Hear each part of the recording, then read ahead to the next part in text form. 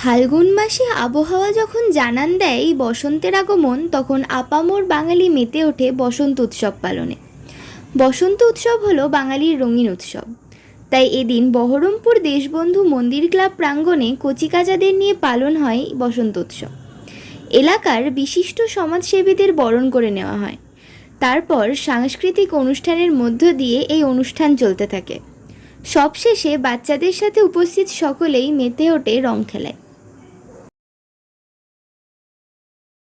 আমরা উত্তরীয় দিয়ে বরণ করছি। অনেক সহযোগিতা উনি করেছেন আমাদের আজকে এই অনুষ্ঠানের পিছনে, ওনার অনেক অবদান। তাই কাজে